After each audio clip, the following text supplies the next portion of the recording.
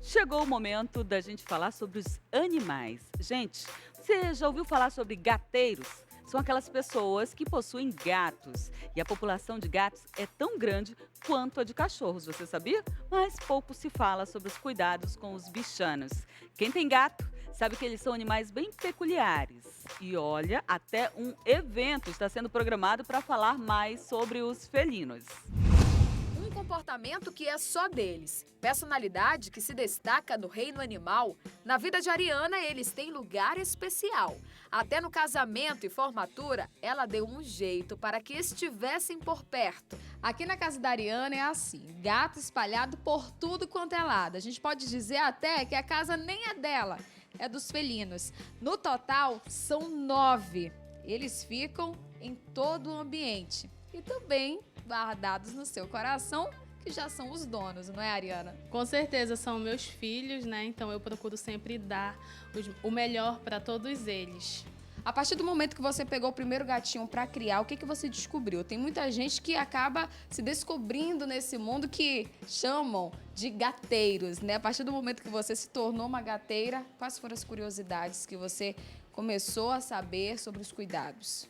A principal delas é que gato toma pouca água e que nem todas as rações baratas elas são o suficiente para o gato, né? Que elas têm muito sal e pode dar problema nos rins, e como eles não tomam água, acabam prejudicando eles. Então a ração ela é essencial. Foi uma das coisas que eu aprendi, né? Que a ração é essencial para que eles tenham uma boa vida. Agora, 9 gatinhos tem que ter um cuidado também especial. Cada um tem a sua vasilhinha, como a gente está vendo aqui. Sim, cada um tem o seu comedouro, eles comem 2 vezes por dia. Dou a quantidade correta que a ração que eu compro indica, 2 vezes por dia. E também a caixinha de areia é outra dica que a gente pode dar. Claro, inclusive a caixinha de areia, né, eu aprendi como tê-la assistindo o canal no YouTube da Isa Gateira, que são 2 caixas a cada gato, ou seja, se eu tenho 9 gatos, eu tenho que ter 9 caixas mais uma, então são 10 caixas.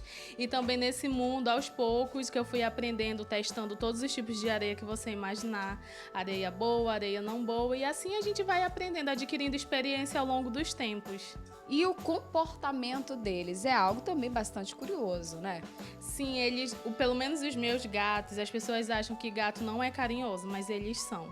Quando eu chego em casa, eles se esfregam na minha perna, eles lambem a minha cabeça. É uma lambida assim um pouquinho estranha, porque a língua deles é áspera, mas assim eu sinto o carinho, eu sinto o amor deles e eu procuro tratá-lo da melhor maneira possível, todos eles, tratá-los. Dizem que eles têm 7 vidas, então é melhor cuidar da saúde como merecem. Uma clínica especializada em medicina felina vai promover um encontro voltado aos gateiros. Quem tem gato em casa sabe dos cuidados que eles precisam, mas quem está pegando agora um gatinho da rua e levando para sua casa ainda fica muito em dúvida do que fazer com esse animal. A doutora Ludmila, ela conhece muito bem esses casos. Hoje em dia, as pessoas costumam cuidar mais de cachorros do que de gatos. Que tipo de problemas isso gera para a população felina?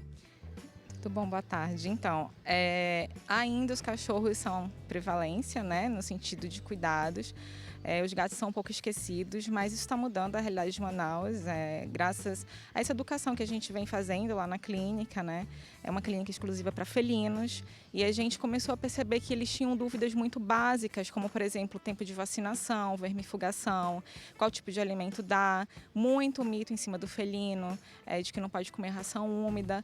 Então, a gente está educando esse tutor para que ele venha mais ao veterinário para fazer a prevenção. Tem um mito que o gato é muito resistente, que não precisa dos mesmos cuidados que os cães. E, na verdade, o gato é um animal estoico, é um animal que ele finge que está tudo bem, mas que, na verdade, ele está precisando de socorro. Então, ele dá sinais muito pequenos, só o tutor mesmo que preste atenção consegue enxergar de que ele não está bem. Inclusive, o jeito de miar é diferente.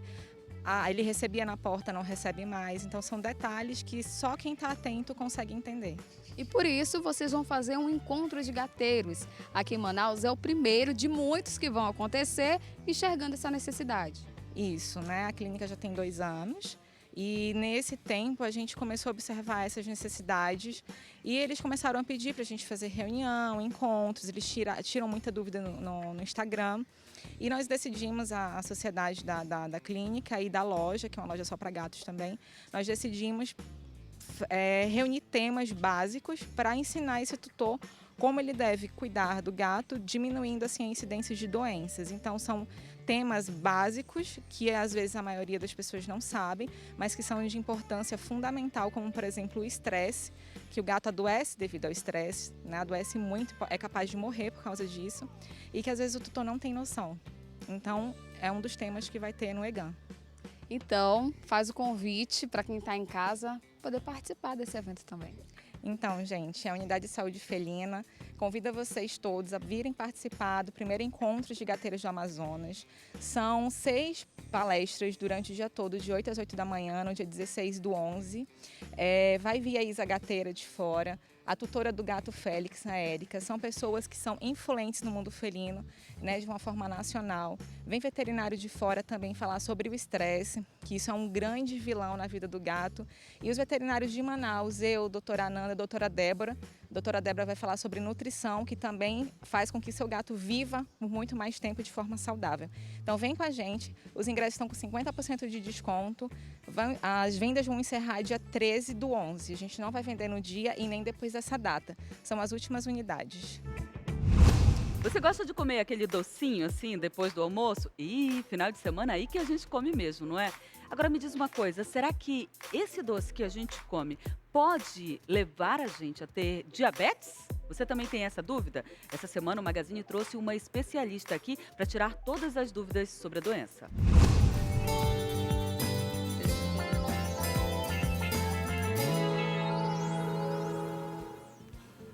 Bom, no quadro Viva Bem de hoje, a gente fala sobre o diabetes ou a diabetes, né? Muita gente ainda tem dúvidas sobre esse assunto. Afinal de contas, quando se passa a desenvolver os sintomas, a que você deve estar atento. E tem vários tipos, né? Aquele que aparece ainda na infância, aquele que é da pessoa com mais idade, na fase aí em que ela está ali, na fase do idoso, né? Tá curioso sobre esse assunto? Principalmente nesse período de final de ano, né, em que a gente acaba consumindo um pouco mais de doce. Então, a gente vai conversar com uma especialista que é membro da Sociedade Brasileira de Endocrinologia e também regional do Amazonas. Chega para cá, nossa especialista está chegando aqui, a doutora Larissa. Seja muito bem-vinda, doutora. Obrigada. Que Prazer, bom, viu? Rica. Obrigada pelo convite. Bem-vinda à nossa casa, sente aqui com a Prazer, gente. obrigada. E aí a gente já começa esclarecendo para o pessoal de casa o que é a diabetes ou diabetes, porque pode ser chamada das duas formas, né? Sim, está correto chamando das duas formas, né? O gênero não interfere. Então, o diabetes é uma doença que se caracteriza pelo aumento da glicose. E por que esse açúcar, que é a nossa glicose, se eleva? A gente chama glicemia porque é no sangue. Porque há um defeito na ação da insulina, ou por falta total ou por defeito na sua ação, tá? Por características peculiares do indivíduo, né? Então tem um componente genético. Daí a gente falar principalmente no tipo 2, que é o mais conhecido, o mais prevalente, mais de 90% dos pacientes diabéticos são tipo 2, e daí a gente ter essa característica hereditária. Só fazendo um parênteses, existe o segundo de frequência, o diabetes tipo 1, que aí nesse caso há uma destruição autoimune do pâncreas. Eu vou pedir da senhora para a gente dividir, assim, Vamos separar dividir. e falar de cada uma dessas formas e principalmente se existe prevenção, tá bom? As pessoas acham o seguinte, que se comerem muito doce, vão ficar diabéticas. Primeiro, isso é verdade ou é mentira? Não, na verdade, como existe o genótipo, que é essa predisposição genética, e existe o fenótipo, né, que seria o meio ambiente. Então, se eu tenho essa predisposição genética e estou num ambiente de ingesta excessiva de doces, na verdade, de qualquer carboidrato, de qualquer alimento que se transforma em glicose, e não estou queimando, e tenho aquela predisposição, aí eu vou aumentar a minha chance de desenvolver a doença. Por quando isso que o meio ambiente pode interferir, então a gente pode mudar o curso realmente da doença. Então, por exemplo, o que é aí que influencia na genética? Eu tenho que ter tido até que Gerações? que gerações com Então, diabetes? o que a gente sabe é que você tendo somente o pai, seria em torno de 90%, o pai e a mãe em torno de 90%, que vai aumentar a sua prevalência de desenvolver a doença. Se eu tenho um tio-avô, ainda Já conta? diminui muito, né? mais, já diminui. Mas ainda faz diferença. Ainda faz diferença, e lembrando que, assim, esses dados, eles são muito, números, quando a gente transforma para a saúde, são muito complexos, porque a gente tem outras variáveis, né? Hoje a gente vê a exposição de muitas substâncias que mudam essa nossa genética. Então, você muitas vezes não tem ninguém diabético, inclusive o paciente chega muito angustiado, mas doutor, eu não tenho ninguém diabético na minha família, tipo 2, como que eu desenvolvi o diabetes tipo 2? Então, a gente observa que cada vez mais essa influência de substâncias, de alimentos processados, de conservantes, eles estão interferindo na nossa genética. Então, seria o que a gente chama de epigenética, acima da genética. O que é bastante assustador, mas ao mesmo tempo que isso está acontecendo, vem em contrapartida todo o desenvolvimento de tecnologias para combater a doença, controlar a doença e, quiçá, um dia até curar a doença. E a gente vê que hoje em dia até crianças, né, acabam passando mal e quando você leva no médico, de repente estão com a glicose alta, é isso que a gente pode dizer? Tem diabetes ou tem uma propensão? Por que está atingindo tantas crianças? A gente antes não sabia que elas tinham ou realmente tem aumentado assim? Isso. E aí, aqui nessa pergunta é importante a gente diferenciar. A gente tem uma prevalência maior do DM1, do diabetes 1, nas crianças, né? Isso é maior. Entretanto, o que a gente tem observado dessa prevalência que você comentou é do diabetes tipo 2 nas crianças, né? Por quê? Porque a obesidade infantil é uma realidade, né? Para a gente ter uma noção, já nos Estados Unidos, o Brasil ainda não, mas nos Estados Unidos a gente tem uma prevalência de DM2 nas crianças muito alta. E aí, devido à obesidade infantil, diabetes tipo 2, coisa que a gente não via até então. E as famílias, hoje em dia, a gente sabe que cada vez mais você reúne ali a família inteira, né, em torno da mesa. E sempre foi uma tradição. Mas hoje em dia, essas comidas acabam interferindo. E vamos dizer assim, o hábito familiar pode interferir muito nesse tratamento e até mesmo na prevenção? Sim. De que forma as mães, as vovós que estão em casa assistindo a gente, podem contribuir? Sim. Muito importante, inclusive é o tema, né? Agradeço até você puxar essa questão da família, o tema desse ano. A gente tem a campanha do diabetes, que é uma campanha mundial, né?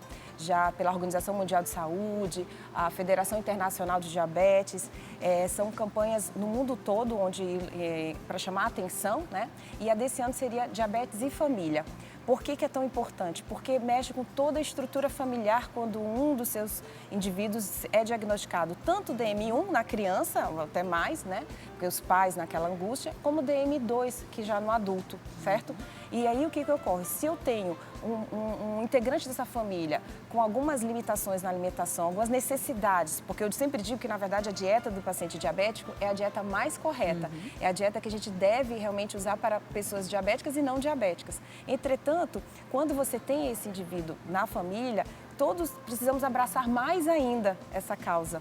Porque, imagina, né, a gente se sente excluído. Poxa, todo mundo está tomando aquele refrigerante e eu não estou. Não que eu estivesse errado, porque, na verdade, a pessoa diabética que não pode tomar aquele refrigerante, na verdade, nenhum daqueles deveria estar tomando. Né? Ou, pelo menos, não com tanta frequência com qual a gente deixa o refrigerante ali na mesa da gente no dia a dia, Mas né? ele se sente excluído. Então, esse é o que a gente quer puxar. Por quê? Porque a gente puxando a família, você consegue trabalhar o quê? As complicações do diabetes, que é o segundo tema. Então, o que acontece? Hoje, assim, ninguém morre de diabetes, mas as complicações, né? A gente tem drogas cada vez mais modernas, etc., maneiras de tratar, mas as complicações, cada vez a gente tem visto mais. Perda da visão, retinopatia. Amputação de membros, né? A gente tem níveis de guerra, tem amputações, assim, números estatísticos de tipo guerra. No Brasil, Manaus aqui, se você for visitar o 28 de agosto, a gente fica assim, né, impressionado. Mas por quê? Porque na base ali do tratamento não houve essa abordagem tão bem feita que aí evoluiu com essas complicações. E aí é da perda da visão, a principal causa de insuficiência renal, de hemodiálise, né? Agora imagina que tudo isso a gente pode evitar. E hoje ainda com a questão do pré-diabetes. Ah, é verdade. Né? Ainda tem a questão do pré-diabetes. pré-diabetes. O que seria o pré-diabetes? O pessoal de casa entender melhor. Então, a doutora coisa Larissa. está os estudos estão tão avançados que a gente consegue identificar quem tem a tendência de ser diabético. Tudo bem, eu tenho meu pai e minha mãe diabéticos, eu sei que eu tenho uma tendência, né? Esse seria o meu fator de risco. Eu estou acima do peso, eu tenho uma tendência. Mas eu consigo já detectar quando o pâncreas começa a falhar na sua produção, né? Isso significa o quê? Isso significa que eu posso reverter? E o que acontece? O que eu sinto no meu corpo quando meu pâncreas começa a Esse é falhar? o problema. Nada. Nada? Nada. É uma fase assintomática. Algumas pessoas chegaram a me dizer que quando você começa a ter a glicose muito baixa, né, a Oscilação, curva não, oscilação, oscilações. acabou de comer, se alimentou bem, mesmo assim você tem uma queda de glicose, né, as pessoas se sentem meio tonta e tal, isso pode ser o seu pâncreas já dando sinais de que ele está meio desregulado e pode lá na frente, né, tem que ser observado porque pode ser uma questão de uma Pode, pré-diabetes. pode. Isso é verdade? É verdade e é muito confuso para as pessoas. Mas eu vou tentar explicar o que ocorre. A gente tem uma insulina que não está... A gente está falando aqui da evolução do DM2, né? Então, a gente tem uma insulina que ela não é eficiente. O pâncreas quer resolver o problema. Então, ele produz mais insulina. Dobra, triplica, quadruplica. Então, ele fica o tempo todo com hiperinsulinemia. Lembrando que é uma insulina de má qualidade, né?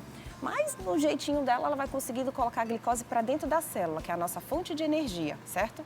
Mas aí o que ocorre? Esse excesso de insulina, nas horas que eu fico sem me alimentar, aí faz com que eu tenha hipoglicemia.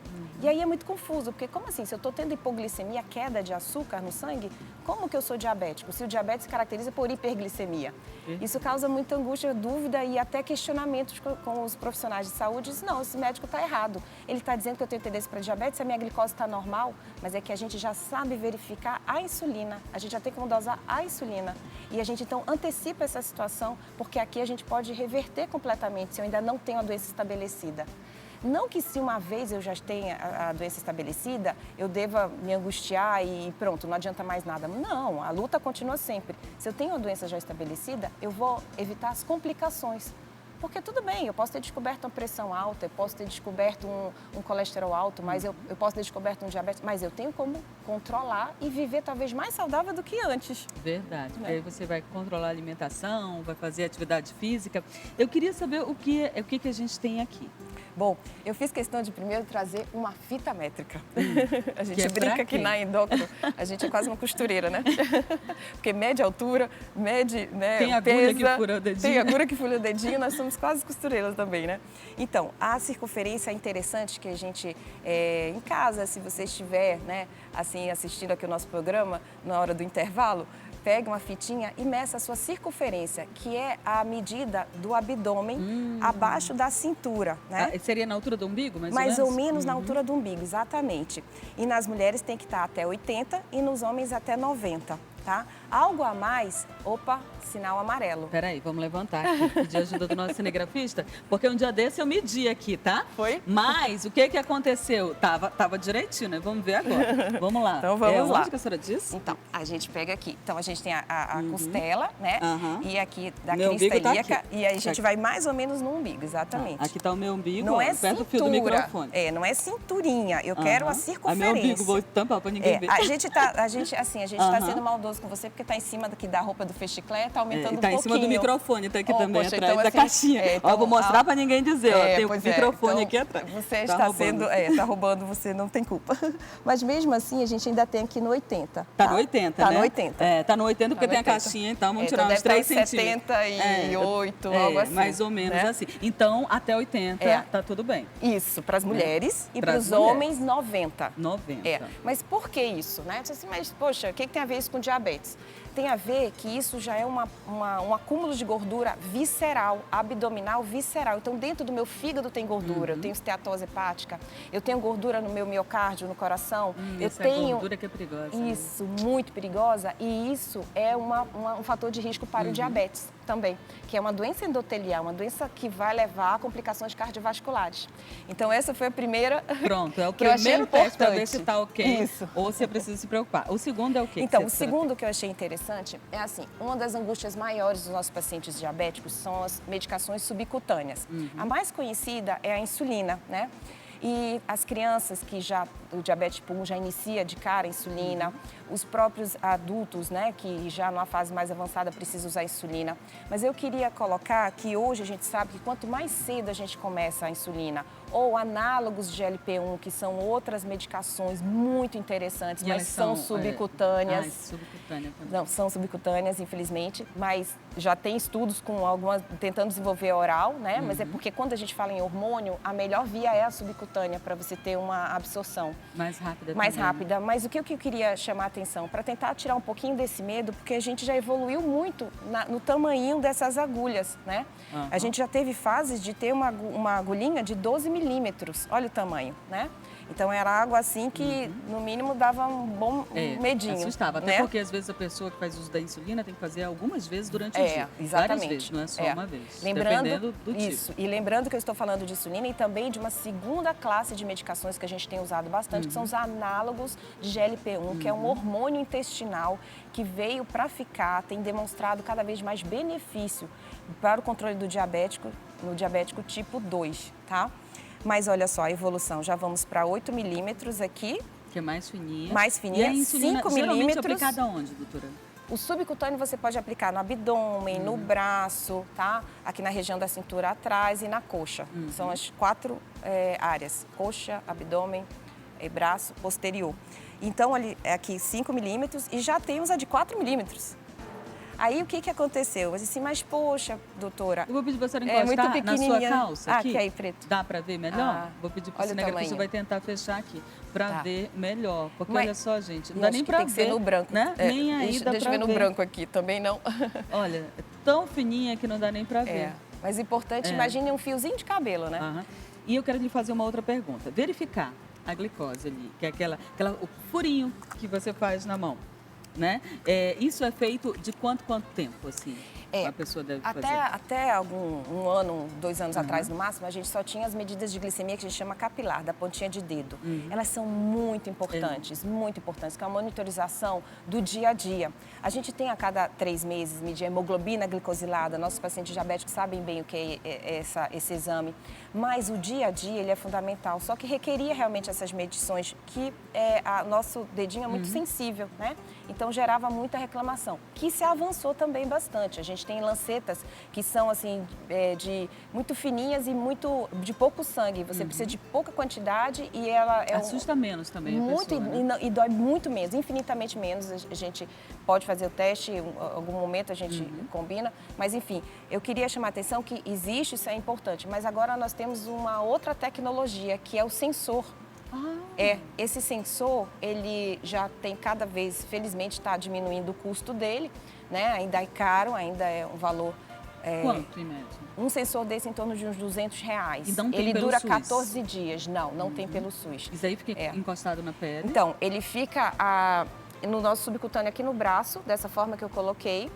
E a partir daí, o nosso paciente só tem que escanear, como se fosse... Um celular? Um celular, o aparelhinho, a gente escaneia. Aqui. E Faria aí assim, mais vai ou menos, medindo, e aí vai exatamente, aí medir, vai né? medindo a glicemia o tempo Ao longo todo. do dia, não precisa Ao mais longo do ficar dia. furando Não diversas precisaria. vezes, né? Ou pelo menos assim, complementa as furadas do dedinho, porque aqui é um outro tipo de medição, é uma glicemia que chama intersticial, e aqui é a capilar. Então, assim, não perdeu a importância do dedinho, né? Tá certo. Porque eu queria furar meu dedo, gente, você viu?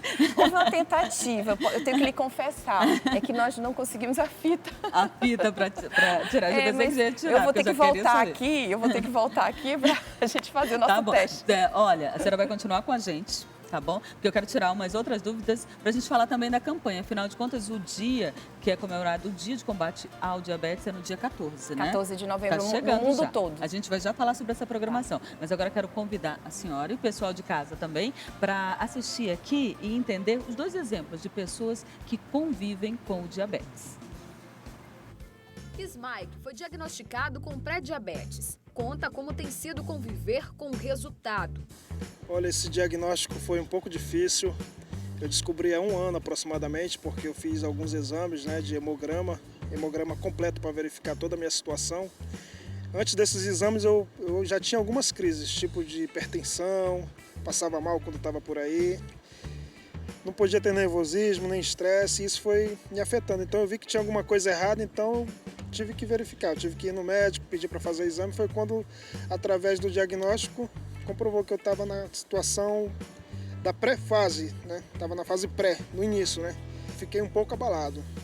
A gente fica abalado, mas fiquei feliz por um fato de saber que o meu caso ainda tinha reversão. Por um lado eu fiquei feliz e é o que eu estou procurando atualmente, né? Estou me tratando, praticando atividades físicas, já perdi alguns quilos e perdi aproximadamente 10 quilos. De 5 a 10% de pessoas com diabetes possuem a do tipo 1. Daniel é um dos pacientes que convive com a doença. Daniel, como foi para você descobrir que tinha diabetes do tipo 1? Teve todos os sintomas, né? Sim, eu tinha 12 anos de idade na época, 11 anos atrás. Meus pais me levaram ao pronto-socorro após eu apresentar os sintomas clássicos da doença, né? Que é sede excessiva, fome excessiva, perda de peso, várias idas ao banheiro para urinar, né? Então, após apresentar esses sintomas em casa, meus pais me levaram ao pronto-socorro, onde fui diagnosticado com a doença. A partir daí, você anda então com um kitzinho sempre na bolsa? Sempre. Para onde eu vou, eu levo esse kit, que é o glicosímetro, é o aparelho de verificar a glicose e as minhas insulinas. E aí, você também faz enfermagem, é estudante de enfermagem por conta da doença? Sim, ao longo da doença, enfim, de todo o tratamento que eu tenho, me motivou a vir para a área da saúde e decidi fazer enfermagem. E quais os tipos de tratamento que você faz hoje? O tratamento que eu faço hoje é o tratamento com a insulina, né, insulinoterapia. Faço a monitorização glicêmica, né, faço os acompanhamentos médicos, né, eu tenho consultas uma vez a cada 3 meses. E hoje eu faço também uma terapia, que, como eu te falei ainda há pouco, é a contagem de carboidrato, que me permite ter uma liberdade para comer, digamos assim, o que eu quisesse, que antes era restrito para mim sem essa terapia, hoje eu consigo comer. Que inclusive nós estamos em uma doceria aqui no centro da cidade, coisa que antigamente quem tem diabetes não podia fazer de jeito nenhum. A primeira coisa que passava na cabeça era: tem diabetes? Não vai poder comer açúcar nunca mais. Acho que essa é uma preocupação muito grande que eu tive e que outras pessoas hoje têm também quando recebem o diagnóstico da doença, né? Eu não vou poder comer mais doces por toda a minha vida. E a gente acaba descobrindo que com o avanço das pesquisas, dos estudos, enfim, das terapias que existem hoje, que a gente pode sim ter uma vida normal com outra pessoa que não tenha diabetes.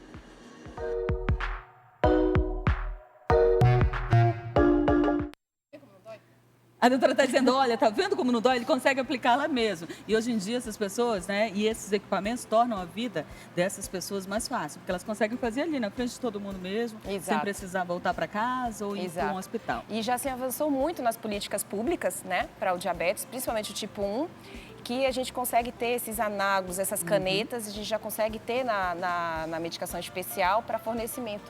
Né? Porque são insulinas ainda bem consideradas caras, né? Ainda tem, pelo SUS. Já diminuiu bastante, mas ainda continua caro. Me diga uma coisa, que eu tenho algumas dúvidas. A gente viu ali o caso de alguém que tem diabetes. Essas pessoas não podem comer doce nunca na vida? Então, ele é tipo 1, né? O nosso paciente. Então, o que ocorre? Poder, ele pode, mas ele tem que aplicar de imediato a insulina de ação ultra rápida. Mas se ele fizer isso muitas vezes, se ele começar a exagerar na quantidade da ingesta, ele vai engordar muito. Isso vai criar mais dificuldade no controle, então vira uma bola de neve.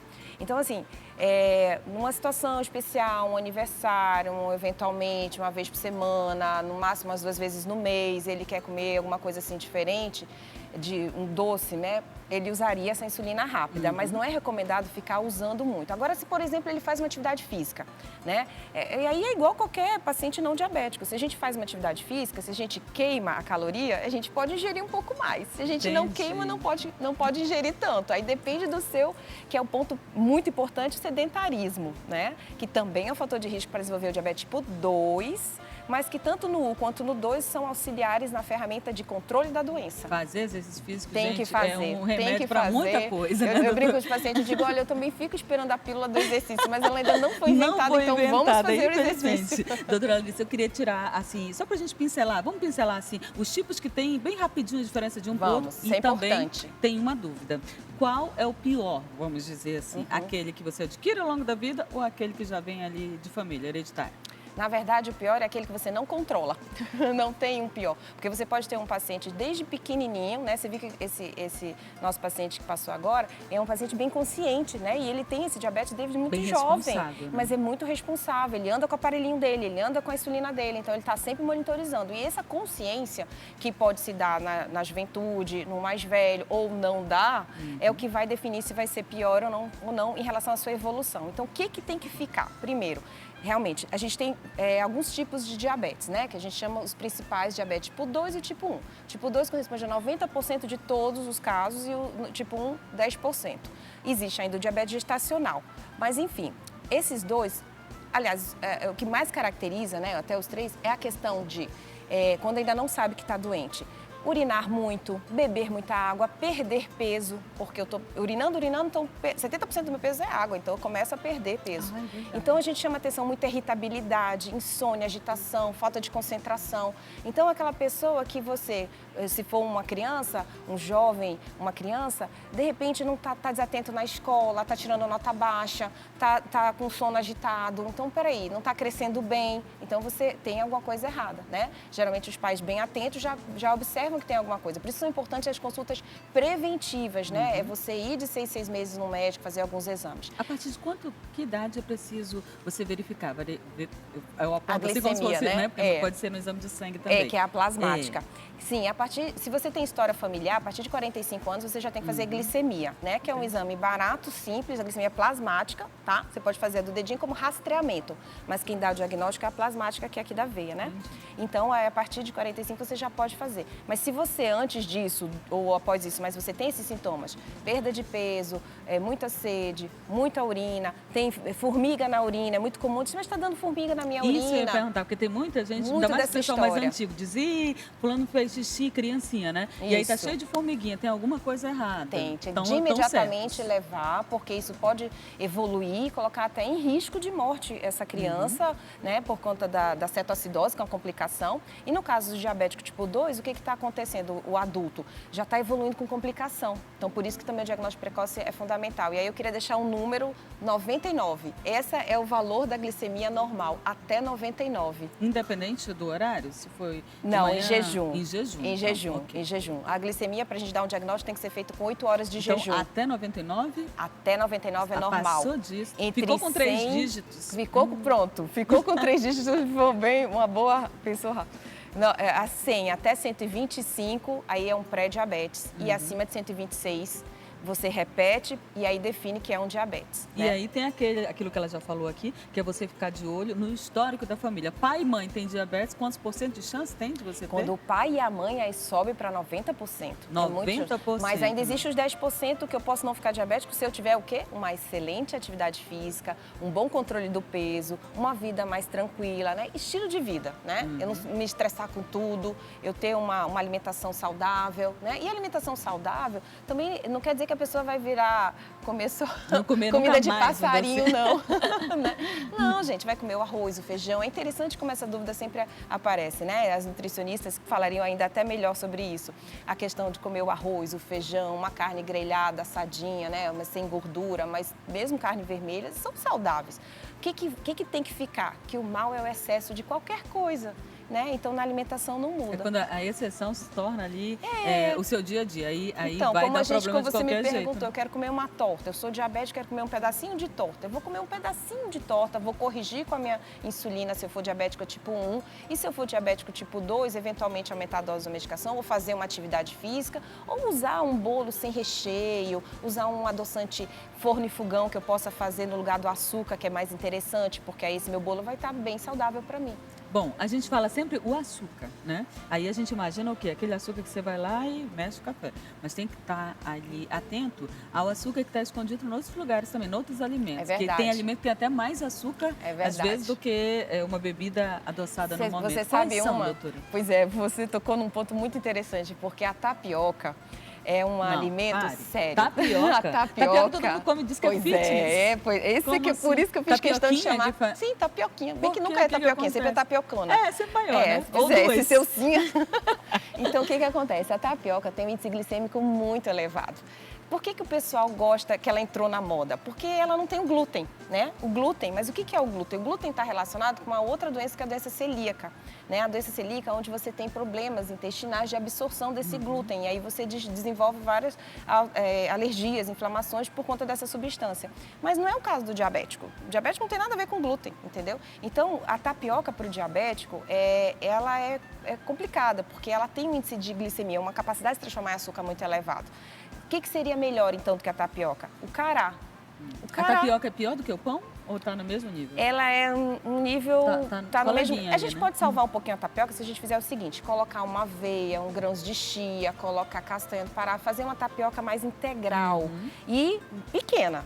Tem que ser pequena. Olha, pequena, uma bacia, já fica desesperada. Qual é o tamanho meu?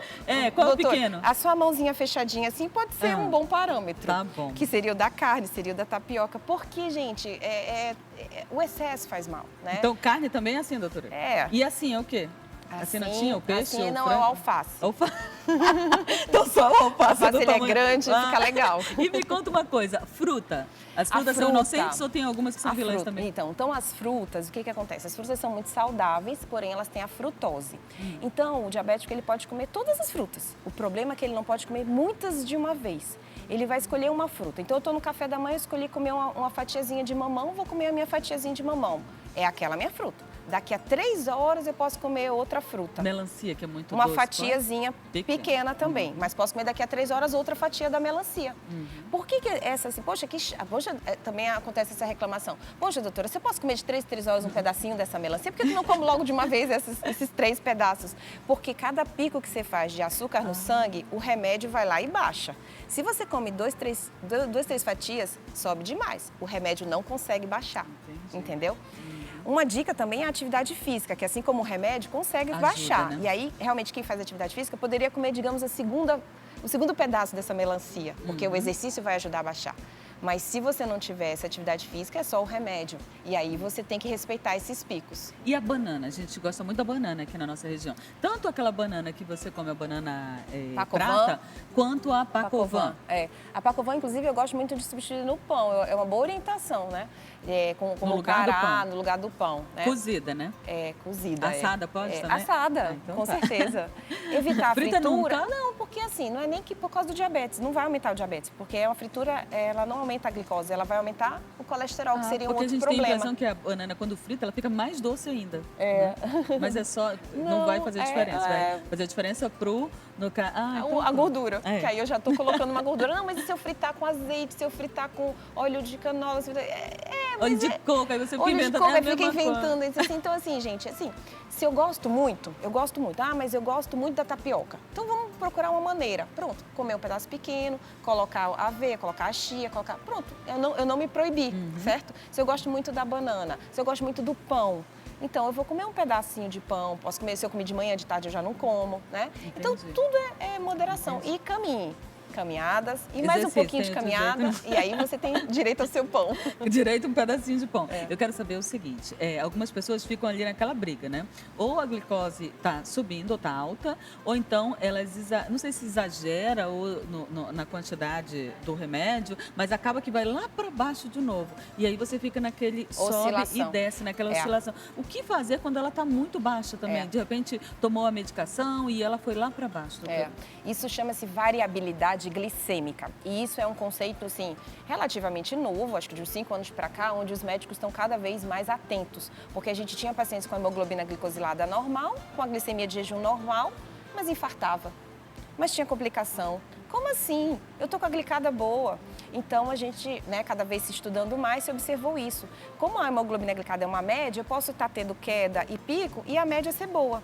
Então, por isso a importância, de novo, da monitorização. Né? O que foi muito bem colocado pelo paciente. A monitorização, ela é fundamental para a gente observar. E aí observa-se qual é a hora. Porque será que é porque de manhã eu acordo, eu não tenho muito hábito de comer, e aí eu só vou me alimentar bem perto da hora do almoço, e aí eu fico esse tempo todo. Então, não é uma boa medicação ser nesse horário. É melhor que eu coloque então na parte da tarde. né? É melhor que eu use uma batata doce, uma macaxeira, um amido que vai me manter a glicemia mais estável mais tempo, né? Um açúcar complexo, né?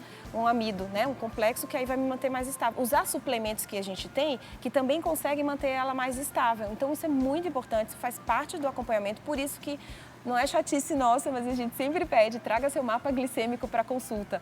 Traga as medições, se sentiu mal, meça na hora a glicose, anote o que sentiu, o que tinha comido, né? O que tinha acontecido. Recentemente a minha paciente me ligou, o que ela tinha feito? Ela tinha comido uma salada de frutas, muitas frutas, e foi caminhar. E aplicou a medicação, que o dela é um análogo de GLP-1, que não é uma insulina, mas é um análogo também é subcutâneo. Aplicou, comeu aquele excesso de frutas e foi caminhar. E voltou passando mal com sinais e sintomas de hipoglicemia, mas ela não estava em jejum. Mas o que acontece? Frutose, açúcar simples. Então, tomou a medicação e ainda caminhou. Aí baixou muito rápido. Ali ela tinha que ter usado mais uma proteína, um queijo, um ovo. Podia ter comido uma frutinha, mas ter colocado outros alimentos ali. Eu brinco com as crianças também, quando eu atendo, que você tem que contar 5 cores no seu prato. As cores no prato. Porque aí você tem, olha, você está contando, exatamente, porque são diferentes vitaminas, são diferentes fontes de alimentos. Né? Então isso é fundamental. Você é de casa. Quantas cores tem no seu prato? No seu prato aí hoje? Ai, tô tentando me lembrar, se não me tirei 5. Não seja monótono. Será que eu fiquei devendo alguma? O máximo de cores possível. Olha, tem muita gente que descobre, né, que tem diabetes e na sequência emagrece muito. É por conta do tratamento? É por conta do diabetes? O que acontece? Pode ser as duas coisas. Realmente, a gente tem a questão que a pessoa geralmente descobre descompensadinha e isso faz com que ela tenha perdido muito peso, inclusive de massa muscular, o que não é bom, porque a massa muscular é um importante componente do nosso corpo. E tem a questão também que ela começa com hábitos mais saudáveis e aí ela melhora mais e mantém mais o seu peso. Então, emagrecer não é necessariamente uma coisa ruim, mas é um sinal de alerta para algo que tem que ser avaliado melhor, né? É por isso que é importante o tratamento com a nutricionista, com o educador físico. Esse seria o nosso sonho de consumo, né? Que a gente tivesse a equipe multidisciplinar, porque aí sim nós conseguiríamos. Você tem ideia? Nós temos mais de 425 milhões de pessoas diabéticas no mundo e no Brasil em torno de 16 milhões. E muitas dessas não sabem que são diabéticas. E muitas dessas sabem, mas não têm esse acesso ao tratamento. Então, vamos falar um pouquinho da campanha? Campanha, então, o dia comemora aí, de conscientização é dia 14. Dia 14 de novembro. E aí, o que a gente tem aí pela frente, doutora?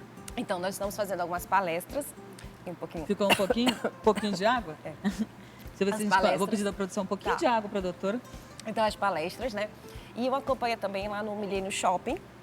No Milênio Shopping amanhã, dia 14, onde a gente vai medir glicemias capilares e dia 15 também à tarde, que é feriado. Nós vamos estar lá perto da Praça da Alimentação, desculpa a voz. Não, pode ficar um pouquinho, tem uma água aqui para a senhora, tá bom? Não, às vezes é alergia também. Na verdade, eu estou um pouco gripada. Essa gripe está muito forte, acabou pegando muita gente e parece que ela demora a ir embora, né? Não, e eu não queria faltar. Eu falei assim, vou tomar uns 3 remédios para vir. Pode ficar calma que o pessoal de casa entende. Tem muita gente resfriada, muita gente com essa gripe, batalhando para ela ir embora, enxotando a gripe e ela não vai. Então, dia 14, gente, é o dia de conscientização, mas você não precisa esperar até o dia 14. Agora são 4 horas e 24 minutos, a partir de agora. Fica de olho nas crianças, fica de olho na alimentação que você tem na sua mesa, tá bom? Você viu aí a tapioquinha, pode não ser uma boa pedida, fruta, dá aquele intervalo entre uma fruta e outra e exercício, aquela caminhada. Ah, para salvar a tapioca, eu lembrei da crepioca também. Ah, coloca um ovo, bate, que aí você usa menos tapioca, só 2 colherinhas de tapioca, vou passar a receita. Ovo, 2 colherinhas de goma de tapioca, mexeu, um pouquinho de sal, coloca, fica quase como um omelete, né? Entre um omelete e uma tapioca. Depois uma panqueca. E aí, bem interessante. Então, nós estamos tendo, né, essas palestras e vamos ter, então, no dia 14, no Milênio Shopping, na Praça da Alimentação, no horário de meio-dia às 2 da tarde. Um dia antes do feriado, né? Um dia antes do feriado. Meio-dia às 2 da tarde, que a gente quis aproveitar o movimento. E com medições de glicemia capilar, né? Então, quem nunca mediu e quiser e puder, é bem na hora assim do almoço. Hoje, depois de amanhã já, né? Já, quinta-feira. E no horário de 18 às 20. E à tarde do dia 15, que é o feriado, a tarde inteira, até às 6 da tarde. Tá certo. Então, fica o convite para você, quando for sair, se divertir com a sua família, aproveita, dá uma passadinha por lá e não custa pedir para as pessoas ficarem de olho e também fazer seus exames Sim, qualquer posto de Regulares. saúde, inclusive a prefeitura, o programa Hiperdia, né? Ele também está disponibilizando, então você pode ir ao posto de saúde mais próximo da sua casa, solicitar com o médico clínico a avaliação da glicemia e, se for o caso de dar algum problema, vai ser avaliado e orientado, com certeza. E lembrar muito das complicações, né? Os pacientes diabéticos que estão em casa agora nos ouvindo, elas são totalmente preveníveis, né? Nós podemos evitá-las. Então, eu digo assim, descobri que eu tenho diabetes, eu estou agora na encruzilhada. Eu tenho o caminho de ficar chateado, de ficar introspectivo, e tem o caminho de não, peraí, eu vou segurar essa onda e vou agora melhorar mais ainda a minha qualidade de vida. E seguindo esse caminho, que eu espero que seja o de todos, a gente controlar melhor a alimentação, atividade física e conseguir controlar o diabetes. Doutora Larissa, muito obrigada pelas informações, pelos esclarecimentos. Espero que você de casa tenha tirado suas dúvidas também. E seja sempre muito bem-vinda aqui, Obrigada, né? obrigada. Você de casa está pensando em ajudar o próximo? O cantor Elias Moreira, gente, foi diagnosticado com uma doença renal crônica. Ele está precisando de ajuda para o tratamento que começou agora há bem pouco tempo. Amigos e a própria namorada do cantor lançaram nas redes sociais uma vaquinha online. Dizem que quem tem amigos tem tudo. Pura verdade. Os amigos mais próximos ali queriam poder ajudar de alguma forma, então rolou essa ideia da vaquinha. No caso do cantor Elias Moreira, o apoio deles e da família tem sido vital para uma boa recuperação. Há pouco mais de um mês, ele foi diagnosticado com policistos nos rins, doença que o deixa na condição de paciente crônico renal. E é um tratamento que só se faz com hemodiálise e transplante de rins, né? Então, já estou na batalha para entrar no TFD, que é o tratamento fora de domicílio. É bem complicado, assim, porque, enfim, é muita gente, é no Brasil inteiro, né? E é praticamente uma loteria. Mas eu tenho fé que as coisas vão dar certo. Elias tem 33 anos e 20 de carreira. Natural de Boa Vista, Roraima, mora em Manaus há 8 anos. O artista leva para seus shows um repertório variado, com ênfase no pop rock. Com inúmeras canções de sua autoria, o cantor já participou de muitos festivais. Inclusive, foi destaque em um programa musical nacional. Elias vive da música, o que não é muito fácil aqui na região, e conta que o número de shows diminuiu devido à seriedade do tratamento. Cada etapa é muita coisa a se fazer, né? Então, assim, como eu tive que reduzir a quantidade de trabalho... O show realmente não pode parar. Foi pensando nisso e na estabilidade da família que a Franciele, namorada do Elias, gravou um vídeo e postou nas redes sociais, explicando sobre a nova condição de saúde do artista e da vaquinha que os amigos organizaram para ajudar no tratamento. Na verdade, um dos amigos dele, né, fez a vaquinha e ele me falou, eu falei, vou fazer um vídeo divulgando, pelo menos explicando um pouquinho do que está acontecendo. E aí... Pouco antes de eu ir trabalhar, eu fiz o vídeo e aí teve essa repercussão toda que a gente não esperava.